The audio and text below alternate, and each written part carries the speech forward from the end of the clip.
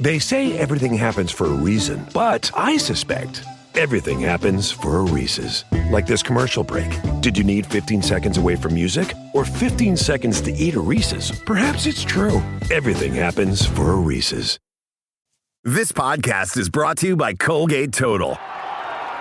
We take oral health as seriously as you take sports. That's why Colgate Total Active Prevention uses advanced technology to help prevent oral health problems like cavities and gingivitis before they start. It's clinically proven to provide 24-hour antibacterial protection with twice daily brushing after 4 weeks of use. So get a winning routine and prevent oral health problems before they start. Shop Colgate Total Active Prevention at a retailer near you.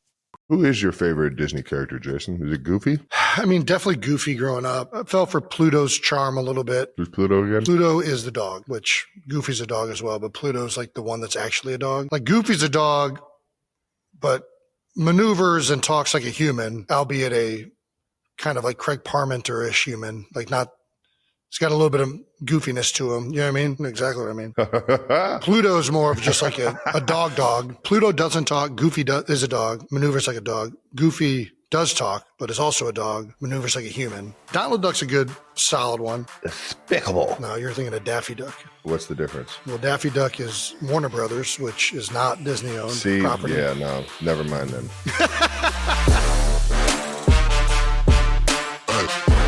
Welcome back to New Heights, ladies and gentlemen, boys and girls, a Wondery show brought to you by Audible. We are your hosts. I'm Travis Kelsey. This is my big brother, Jason Kelsey, out of University of Cincinnati. And dang nabbit, the Utah Utes got us, man.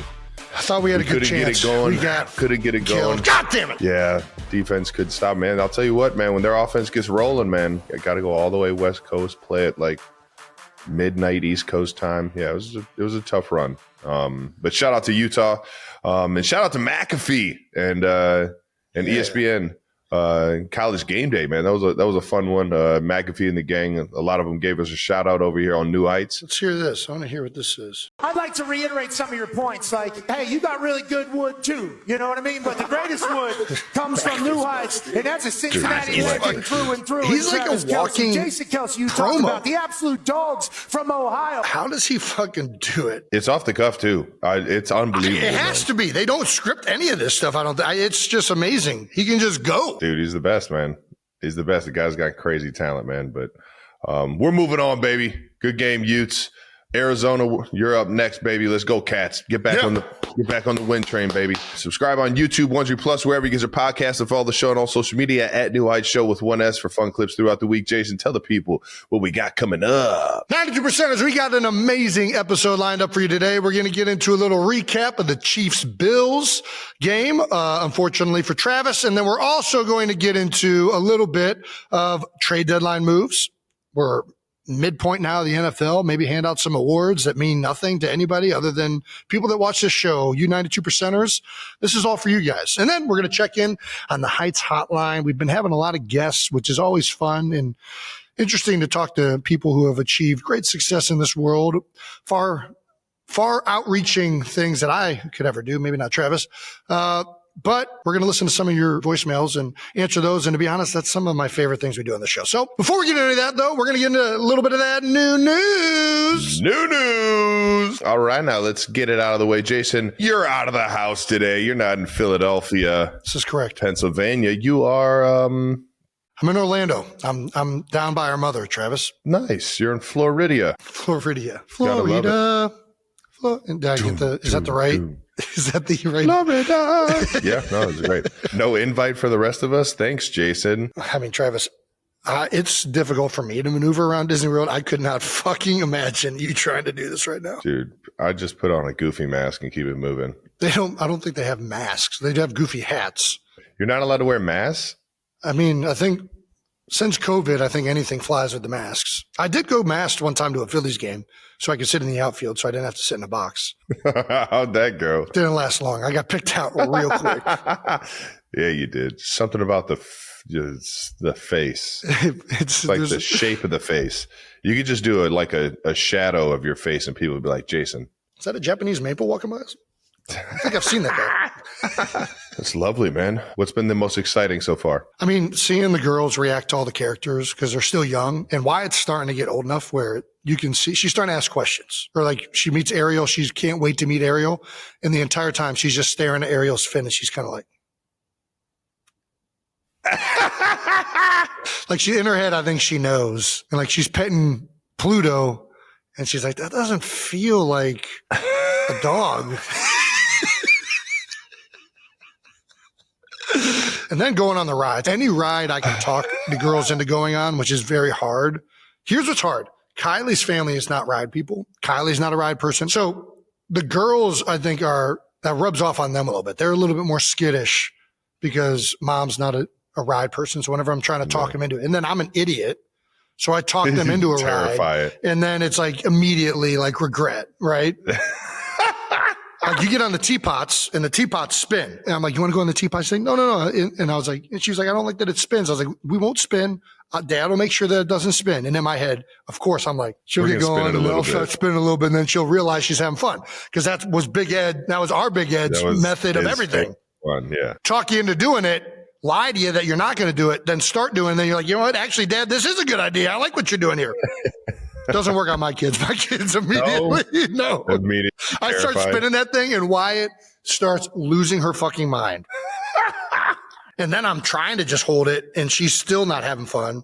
But no, she actually liked the teacups. Teacups, she liked any of the stuff where you're just like basically a moving story, whether you're like Peter Pan or what is it, A Small World. They could do that all day. And then every once in a while, Dad will sneak off and do Space Mountain. We did Tron. I missed Animal Kingdom yesterday because I was at Monday Night Football. So unfortunately didn't get to see that. I did get to eat a turkey leg while watching the parade go by. And I was just baby in this arm, turkey leg in this arm, waving to the creatures with my turkey leg. I felt like a Neanderthal, like in the most glorious fashion. So yeah, we've been having a blast. Kids are just complete chaos. I'm in a full fight with Wyatt over a fucking waffle. Ruins about 30 minutes of our entire day. Because she wants a whole waffle, and I'm trying to explain to her that there's only 4 waffles and there's like fucking 15 people. So just take a piece of the waffle, and she's like getting furious. And I'm like, listen, I'm putting my foot down on this. You ain't getting another fucking free waffle. I'm not giving you a whole fucking waffle. You can't give her a whole waffle. And then Kylie's like, just give her the waffle. What are you doing? I'm like, no, I'm not raising some spoiled little fucking rotten child. She's getting hurt. She'd share it. Kylie actually had my back, so it was good. Way to team up, Kai. And she cried. She had a full meltdown. Thankfully, Snow White came in with a full No. waffle. It wasn't Snow White. You know who came in and saved the day? Jack Sparrow. Jack Sparrow came by, saved the fucking day. Whoever was being Jack Sparrow was like the best version of Jack Sparrow. In the morning, too? He nailed it. He absolutely killed it. Nice. And then from there, Wyatt was in a better mood. And then she found out that we were getting beignets from Princess Tiana's area. And it's like, well, we're going to share the beignets, right? And she's like, yes, I'll share the beignets. So I'm like, you know what? We're back. We're fucking back. You got some bougie ass kids, man. Not man. Beignets. Travis, it's Disney World. You're experiencing culture. Have you ever been to Epcot? It's basically the most cultured place on the planet. I was going to say, it's like going around the world. Is there alcohol served? Not at Magic Kingdom, which is where we've been the last couple of days. Animal Kingdom does have, and I found this out from Dan Orlovsky. Shout out to Dan Orlovsky. The Dawa Bar, the Jungle Juice, is very good. In Animal Kingdom, if you're an alcoholic beverage drinker, Epcot is your place. Tons of it. I think we're going today. Can't wait to partake. Magic Kingdom, I think you got to go to like an actual restaurant, sit down restaurant in the park to get an alcoholic beverage, which I think is probably right. Magic Kingdom doesn't need alcohol being served. This is like the land of like children, fucking creatures all over the place. We don't need drunk dads at Magic Kingdom. Epcot, we can kind of finagle it. You can figure it out. We don't need a Jason versus Don't Jack get too drunk at Epcot, but you can get buzzed. We don't need buzzed people walking around Magic Kingdom. This is a place of children, sir. That makes sense. Yeah. All right. Well, that wraps it up for new news. Let's move on. All righty. Bold topics to wrap up week 9 in the NFL. Let's start with the one you can't wait to talk about, Trav. Chiefs 21, Bills 28. All right, Trav, 4 losses. Man. What are we thinking?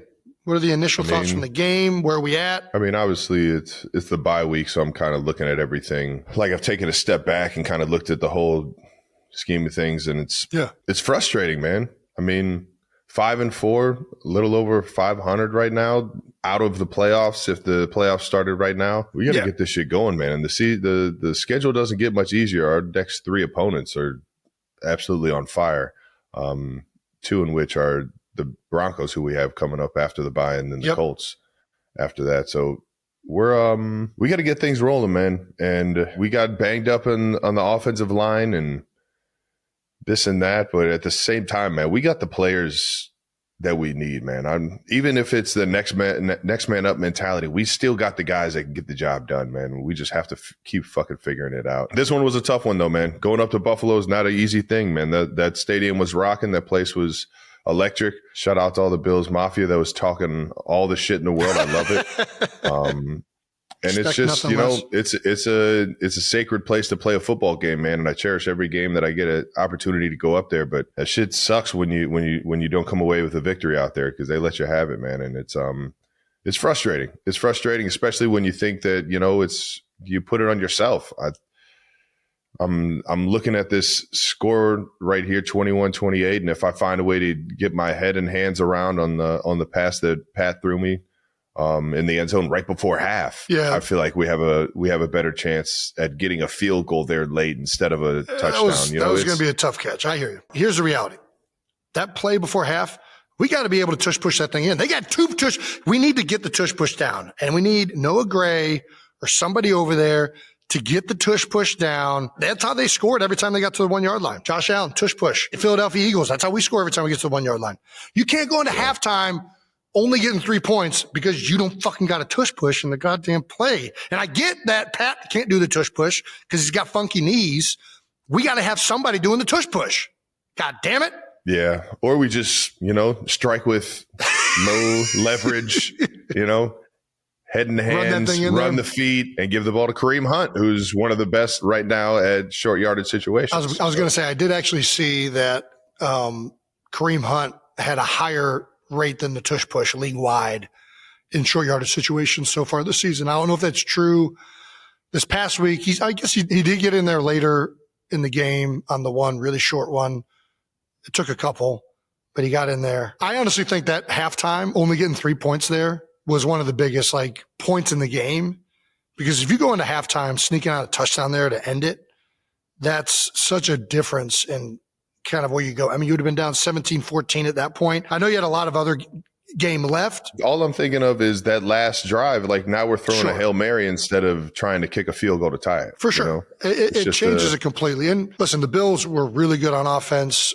Uncharacteristic game for the Chiefs defense in terms of rushing the football, especially. That's one thing that Spags is very good at. That defense holds their hat on, is shutting down the run and making teams one-dimensional. They did a great job against the Detroit Lions, one of the best rushing teams in the NFL. The Bills have done a great job the last 2 weeks. Josh played his tail off. He did. He had 3 incompletions. Kincaid had a great game. Yeah. The Bills played a phenomenal game in all phases. Offensively, they played well. They ran the ball well. Josh played great, threw the ball extremely efficiently. And then defensively, McDermott had a good plan coming into it, and their players executed. They got pressure on Pat. Joey Bosa had a great game. They kept running the pop stun on the tackles, but it was a unique way where the backer would kind of come over late so it wouldn't feel like it was a game. And then the guard wasn't really getting it on top of the tackle. That got home a couple times. I got pressure on Pat. And then I think whenever teams can get pressure on the quarterback rushing 4, it's really hard offensively to have production, especially when you're in 3rd and long situations, or you're in a 4th down, gotta have it. If they can maximize coverage while only having to rush 4, it's hard. And they execute in that area. Yeah, the biggest thing was 3rd and longs.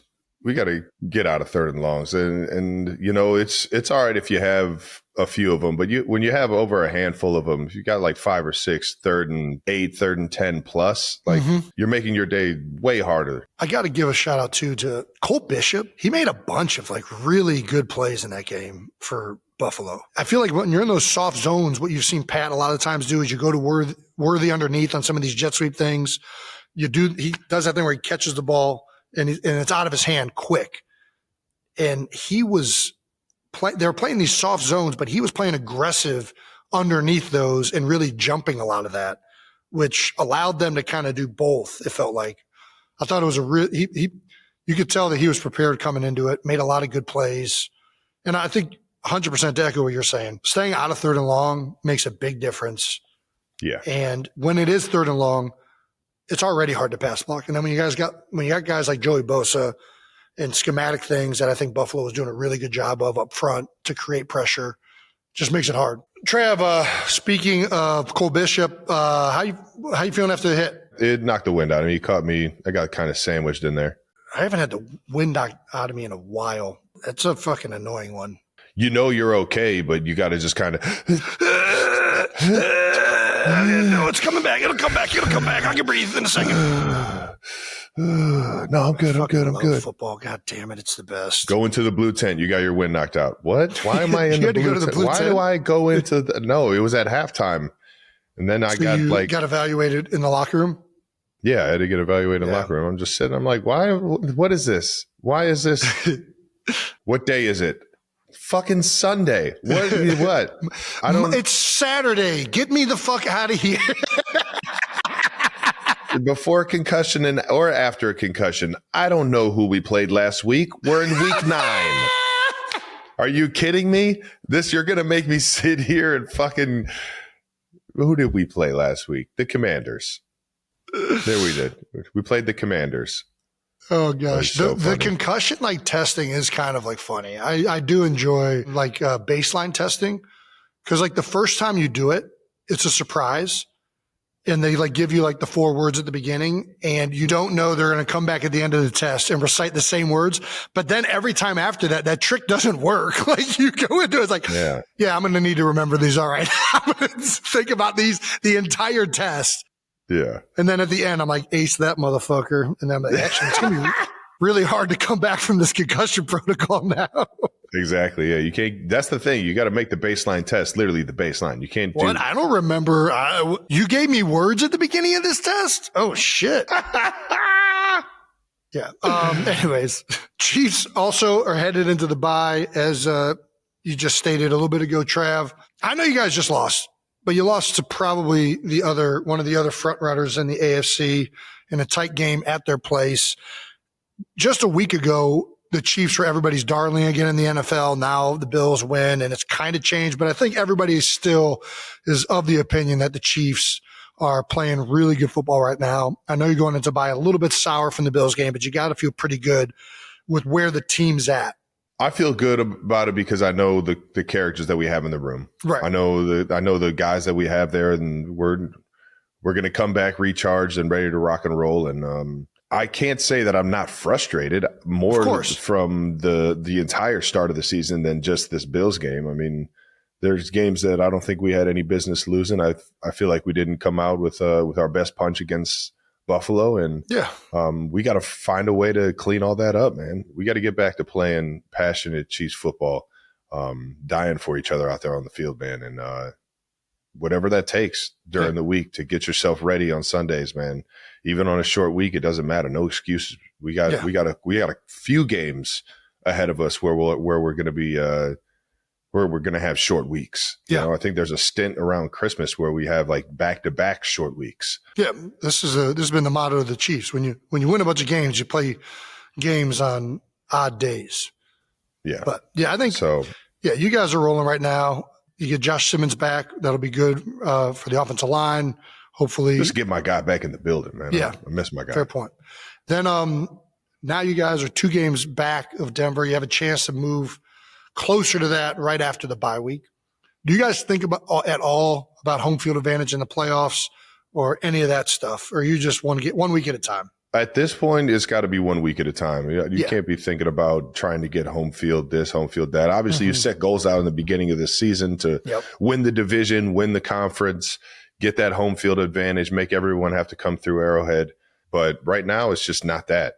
And I'm not thinking about that. I'm thinking about how the fuck are we going to beat the Denver Broncos? And that's going to be on my mind for the next 2 weeks. Well, for the next week, at least take your mind a little bit elsewhere. What are you doing anything fun? You're going to get into Travel. What are you doing here? What are you doing over the week? Tell us about your personal life. No chance. Okay. See you guys. Last thing. The Bills are the actual kings of the tush push. Hate that you guys put this in there and said that, but one of the things that was fucking crazy to me watching is just like every time I watch the Eagles play and they do a tush push, it's like a complete meltdown on social media to like the nth degree of like it shouldn't be allowed. It's unfair. They cheat, all this stuff. I watch the Bills do it. It's like celebrated. Everybody's like happy about it. I don't see one fucking person talking about the problem with officiating it or anything. Everybody's just like, oh, what a great play by the Bills. Really smart heads up play by his buddy to push him in there. And it's like, yeah, thanks guys. I agree. Yeah, man. I feel like the Eagles they get away with more on the tush push. Everyone else kind of just plays it fair. Plays it much more fair. Nobody else is trying to exploit the rules of it. Nobody's jumping off sides. Yeah, the officials, for some reason, just officiate it much better on all the other ones where there's not. Nobody even questioned the touchdown. Pins and needles nobody even questioned the touchdown. If Jalen Hurts would have been granted a touchdown when Josh got that one granted, it would have been insane. People would have been, they're just going to give him that touchdown. We got to ban it. We got to get rid of it. Josh Allen scoring what is the most rushing touchdowns ever by a quarterback? I mean, that could be celebrated. Yeah, I'm pro tush push. I think everybody should be pro tush push, but everybody's not pro tush push. Sounds like you're kind of sour about. I am sour that the Eagles face a lot of criticism for a play, and I hear this all the time. It's hard to officiate. Well, why is it not hard to officiate for the other 31 other teams now that are running a version of this play? Everybody in the league is running the tush push in some degree now, other than the Chiefs, which you guys need to. I'm telling you for your own fucking good, you need to. It's a cheat code. Do it while they let you. I'm good. I don't want anything to do with it. Okay, well, I'll let my older brother have the honor of being the tush push king. I'm good with just running a play action roll out with Patty Mahomes. There you go. It's just overall, the false starts and stuff get brought up when the Eagles do it. I watch on Monday night a short yardage play. The Cardinals run a short yardage play.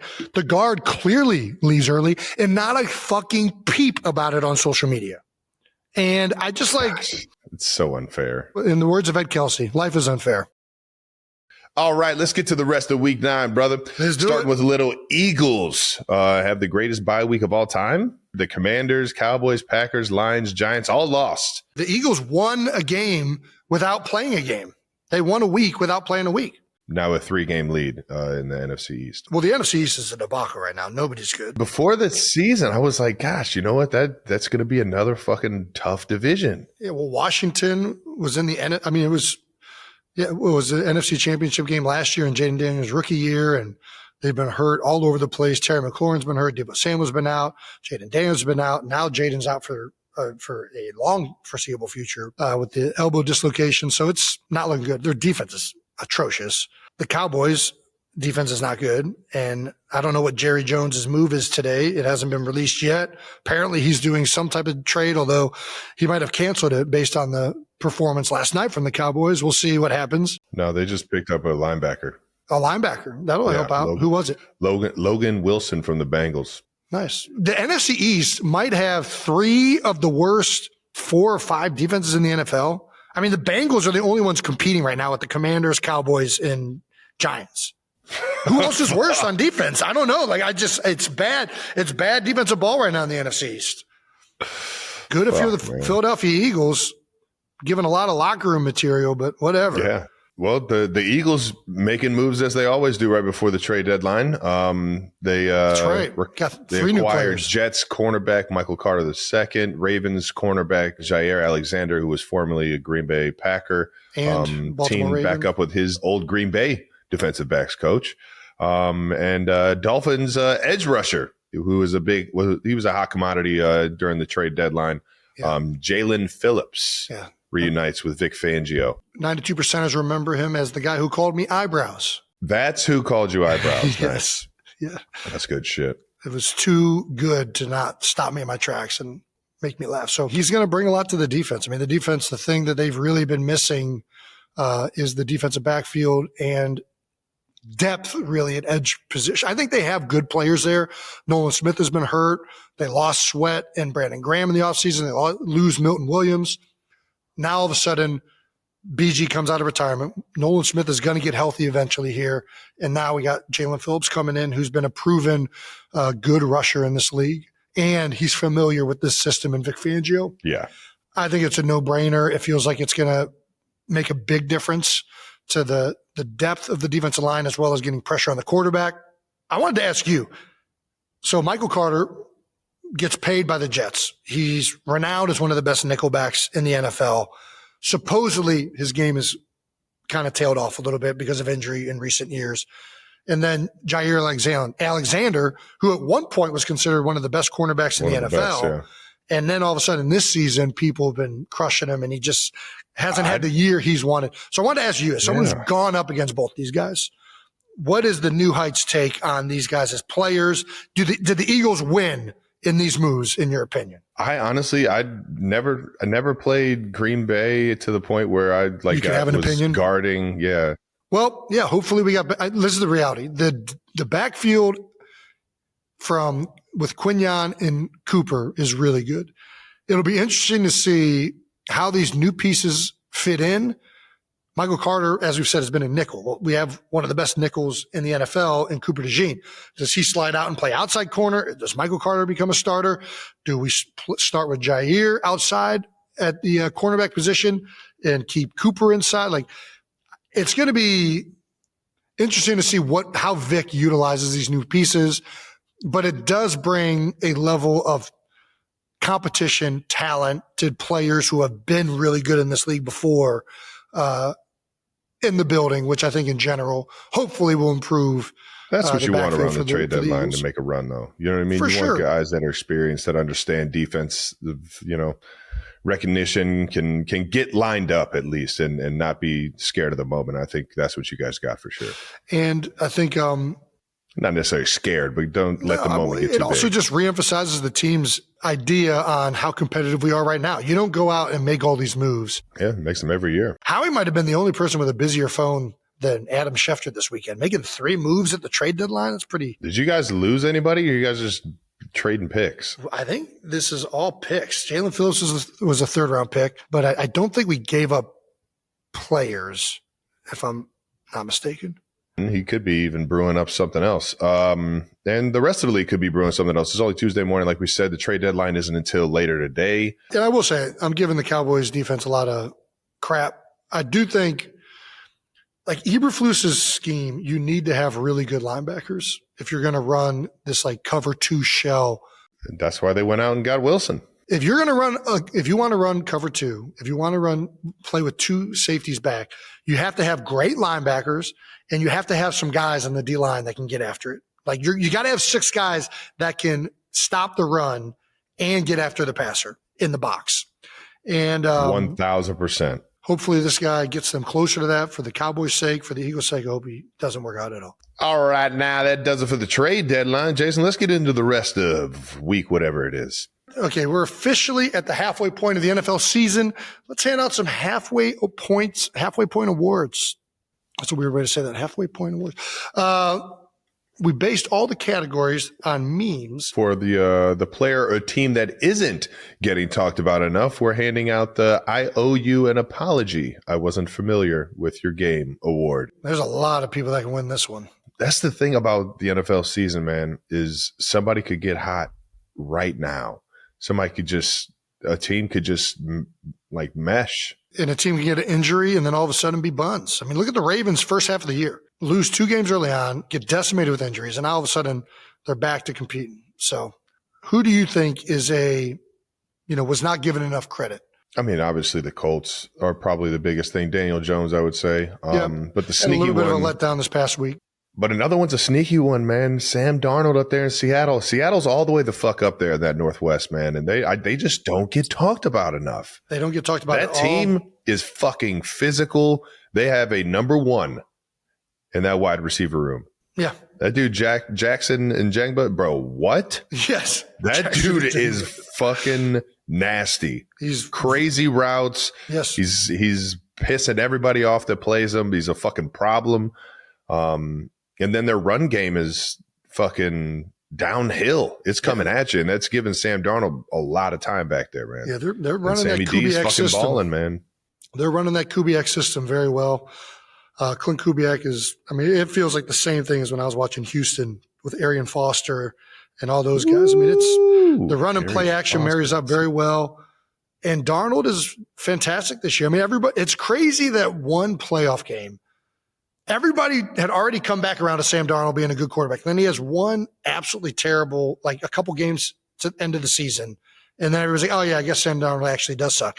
And then he's out there again, and he's like first or second in QBR through the first half of the season. Like, he's balling out. And, yeah, it helps to have JSN this year, just like it helped to have Justin Jefferson last year. But Sam Darnold is slinging it. Leonard Williams, the guys they got up front on defense, they have some players in Seattle. NFC West is going to be an interesting one because I think the Rams have also – they could very easily – I mean, you take away a blocked field goal and a fourth down conversion, and they haven't lost a game this year. Isn't that crazy? You could just fucking pull out two plays at the end of a game, and it's like that's how close victory is in this fucking league, man. So I'm with you. I think Seattle and Darnold got to be the I owe you an apology, and I think everybody kind of owes Darnold an apology. All right. For the veteran that is still balling out, it's the Unk still got it. Oh, I'm not familiar with this meme. What's this meme? Can I see this one? Unk still got it. It's impressive that Unk ever had that. That boy going crazy. Unk still got it. How do you even find out that you could do that? Unk is traditionally an older player. Got to be an older player. Got to be an older player balling out. Yep. I feel like Stafford is the obvious choice because he's definitely up there in contention for MVP through the first half of the season. But I feel like nobody thought Stafford didn't have it. Like, everybody kind of knew Stafford's a great quarterback. Are you kidding me? Yeah, Stafford's unbelievable. Yeah. So for Unk still got it, I feel like it's got to be one of the oldest players in the league. It's got to be Flacco, right? That got to be Flacco. Like, nobody expected him to go out there and throw for 470 on a team that he's only been on for like 2 weeks. Yeah. The most by a 40-plus-year-old quarterback in the regular season. The only 40-year-old quarterback who was thrown for more was Tom Brady in Super Bowl 52. Yeah, I remember that one. That was a wild one. That was a fun game. For the team that is getting healthy at the right time, we're calling this call the ambulance, but not for me. I don't know this one either. Am I just not plugged in on these memes? No, I don't know this one. I knew the last one, but I don't know this one. Hopefully the younger audience gets this one. All right, we got Ravens, Tampa Bay, 49ers. The thing with the 49ers is, are they even getting healthy? I feel like a lot of the guys they've lost are freaking out. Yeah, that shit sucks. I think they got Kittle back last week or 2 weeks ago. I guess. So do they even want Brock Purdy to come back at this point? Mac Jones has been balling. The way out. Mac Jones has been balling, man, that's a tough decision because you paid Purdy a lot of money. And it ain't like Purdy was playing bad. It's just Mac Jones has really played well in his time. It's tough, man. It's tough. I mean, I still feel like Tampa Bay is the real deal. And once they get healthy, I think they're going to be competitive. I think Baker is one of the best quarterbacks in the league. They've kind of been injured to this point, and they're still one of the top teams in the NFC.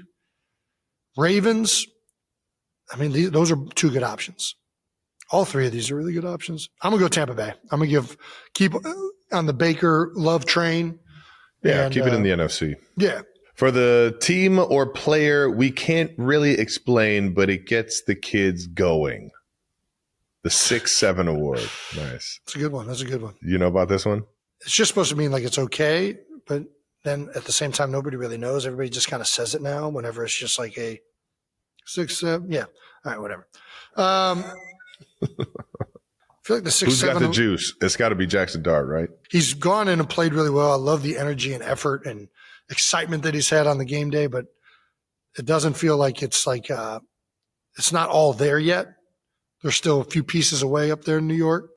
And that's the perfect for the team or player we can't really explain, but gets the kids going. And he gets the Jackson Dart Scadaboo. Really, Scadaboo was the. Yeah, but without Scadaboo, is it there still?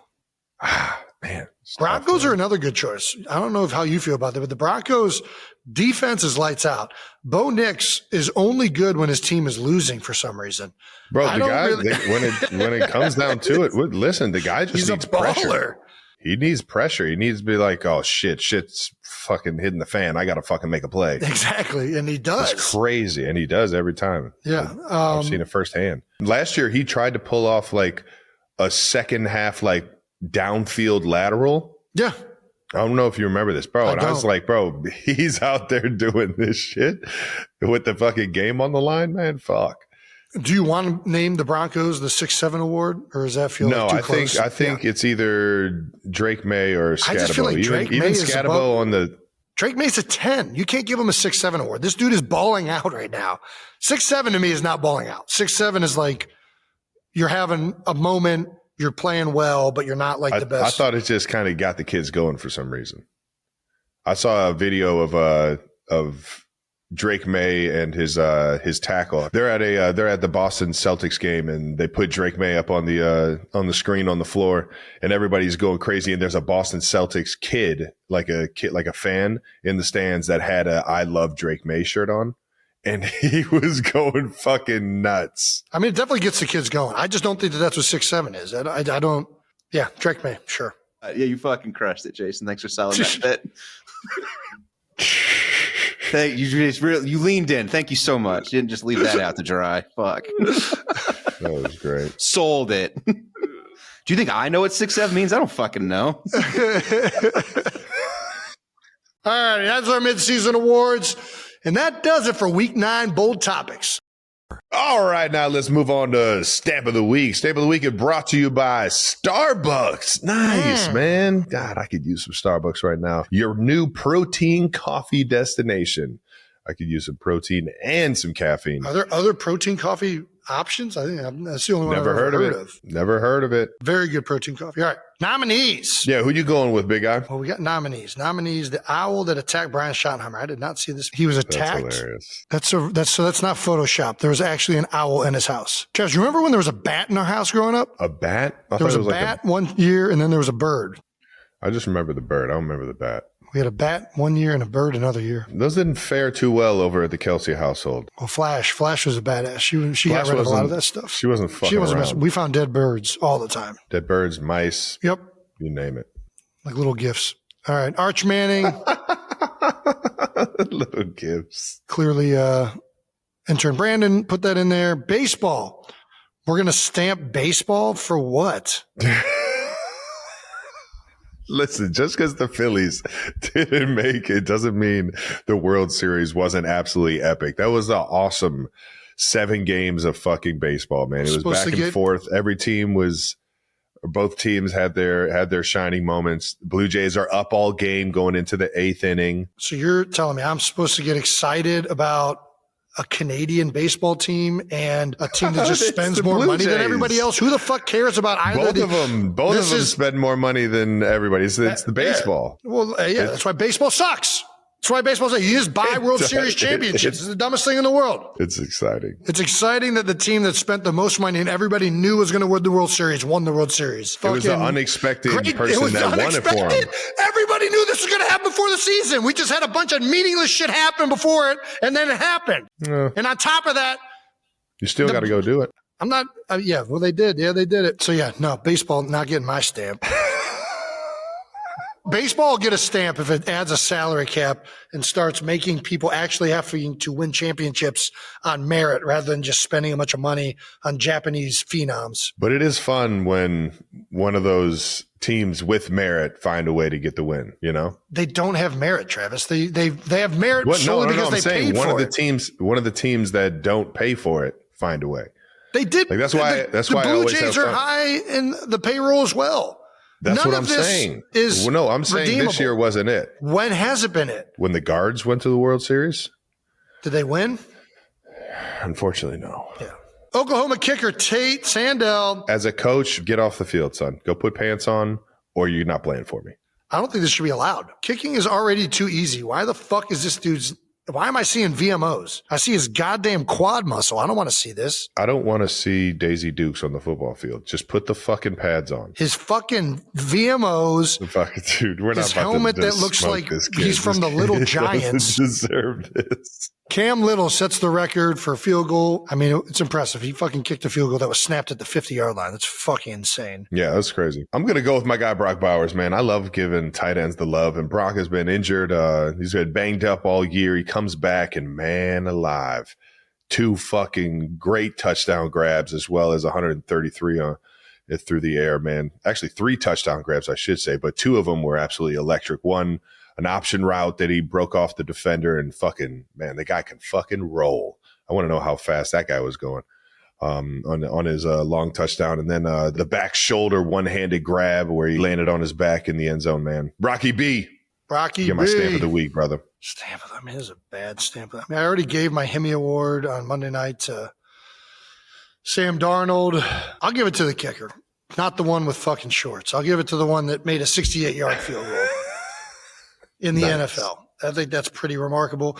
I routinely am known to shit on kickers, so I'm going to do the honorable thing and give the award to somebody who set a record. Chicken Little kicked the 68-yard field goal. Brand new record. Well done. And that does it for Stamp of the Week, brought to you by Starbucks, your new protein coffee destination. 92%ers, it's time for a special edition of Heights Hotline, Pet Parent Edition, brought to you by Hill's Pet Nutrition. Brandon, can you please show some of the product to our fine viewers? That's right. We got Hill's Pet. We got the pet. Oh, yeah. Right here. Wonderful, wonderful. This is the Hill's Pet dog right here. As we said, this Pet Parent Edition is brought to you by Hill's Pet Nutrition, because while your pets are perfect, you're only human. 92%ers, we asked you to call in your pet advice questions. So let's take a listen to some of these voicemails right now. Can't wait. So me and my fiance, soon-to-be husband, are thinking of getting another puppy. We have a dog who's 3 right now. But with just like, We found it. 9 to 5 job, we're just wondering, is there really any good time to get like a puppy? Like, do we just kind of pull the trigger with it? Because they're a lot to handle. So if you could just give your advice on if you think that there's really any good time of the year to get a puppy. Any good time of year? I mean, it depends on your setup.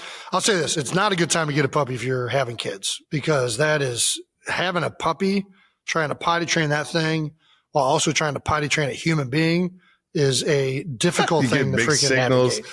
The dog is now pissing in the Yeah, urinal. piss and and shit happening all over and the place. Kid is now pissing outside. And Yeah, it's not ideal. You don't want that. I would say winter, depending on your climate.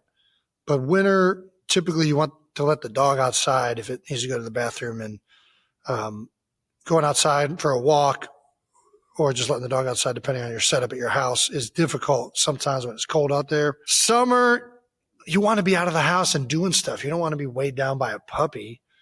So I would say, I think fall, spring.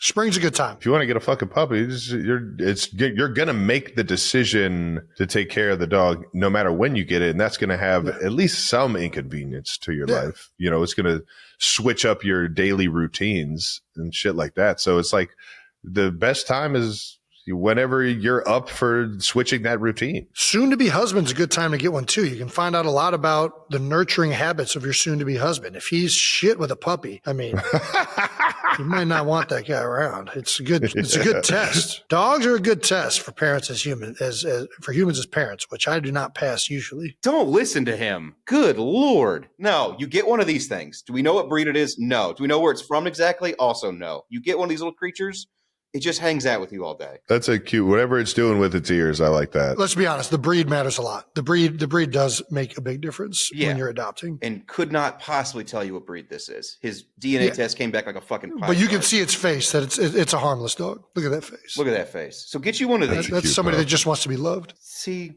Yeah, I would adopt like an old bloodhound. I would just get like an old bloodhound that just can't even move and it just sits on the front porch and It just drools and farts all day. Its lips and ears are just like matted down onto the carpet. What's the next question? My name is Ruth. My question is, was there any kind of pet that either of you wanted as a kid that your parents absolutely wouldn't have allowed? Like, for instance, my mom would have been cool with just about anything, including snakes, which I'm pretty sure that's not the norm. But like, is there anything that Mama Kelsey or Papa Kelsey would have immediately vetoed? Also, my cat, Autumn Willow, she watches the show with me every week. And she says hi. Okay, Autumn.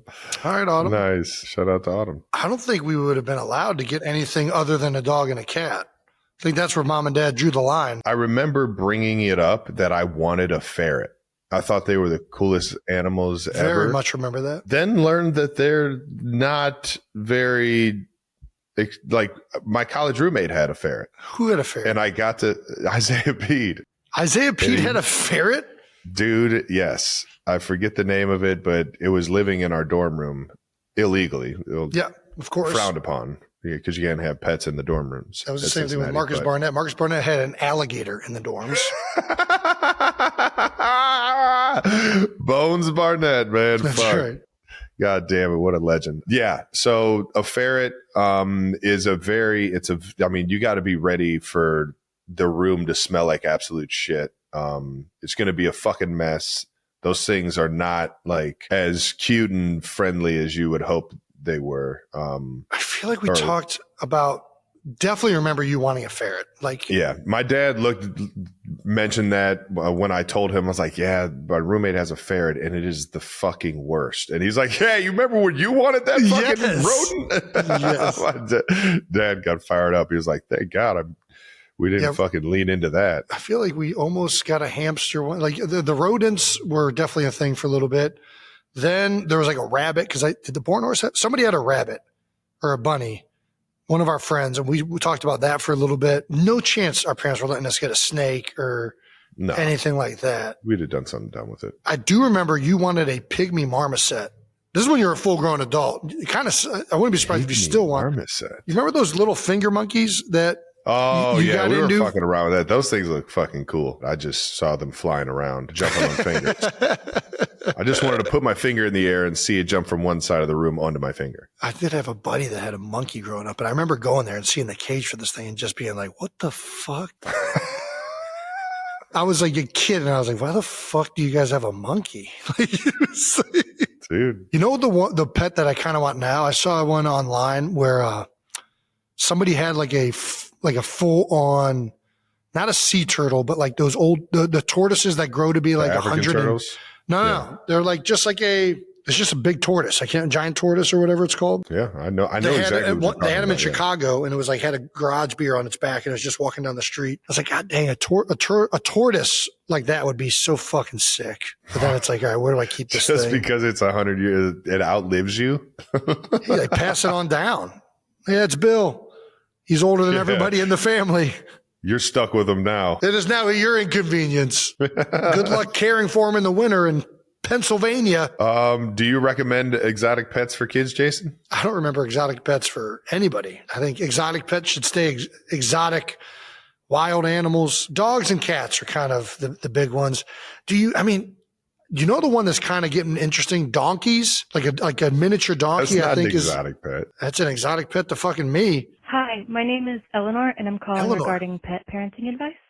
I have a 5-year-old 1950s cat name right there. And I'm getting ready to adopt a younger brother for him. And I just need to find a perfect name. So my question is, what should I name my new male kitten? Perfect name. That's a tough task. What did she say the older cat's name was? Franklin. That was Franklin. Franklin. I like Franklin. I'm a big fan of human names for pets and pet names for humans. Franklin is a great name. Franklin's a good one. I like that. So she's kind of into this territory. What's a good pet name for a male cat that's a younger sibling to Franklin? I mean, if you're going Franklin, why not keep it in the childhood cartoon, like kids, you're like, hey, it's Franklin. You can go Arthur. Arthur, that's it. I think that's Artie? Franklin and Arthur. No, Artie. Frank and Art? Frank and Artie, yeah. I think we just did it. That's the perfect name. She's not going to think of it. Eleanor's not going to get a better one than Art. What are some other options? We got Arthur. Arthur's great. Doug Funny. Doug doesn't feel like a cat. I'm not getting unless Doug. It's like a cat that just fucking sits around. Doug, I don't know why. Doug kind of feels like a fuck up for a name. Yeah, I think it's Arthur. Arthur's the perfect name. As we've said, we like people names for pets. I think it's always fun. All right, now that does it for the Heights Hotline Pet Parent Edition. That's right, brought to you by Hills Pet Nutrition. When it comes to pet nutrition, they've got the right game plan for your pet. And that wraps up another episode of New Heights. Make sure you're subscribed to the New Heights channel on YouTube and follow New Heights on the Wondery App or wherever you get your podcasts. You can listen to new episodes of New Heights ad-free right now by joining Wondery Plus in the Wondery App or on Apple Podcasts. Once again, New Heights, a Wondery show brought to you by Audible. That's right. Go download Audible and listen to everything you could ever imagine. Follow the show on all social media at New Heights Show with one S for fun clips throughout the week. And thanks to the New Heights production team, we're always making this look better. And we're on the bye week. So I'll see you guys next week after I don't play football. Bye, 92%ers. See you guys.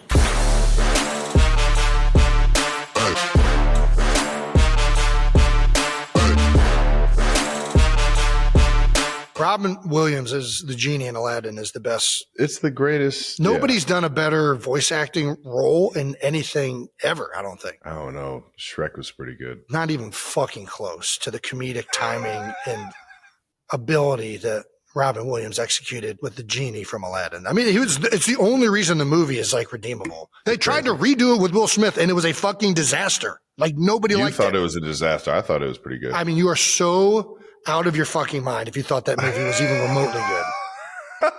I thought it was good. And it was bad because everybody expected the genie to still be Robin Williams. It's not like an indictment on Will Smith.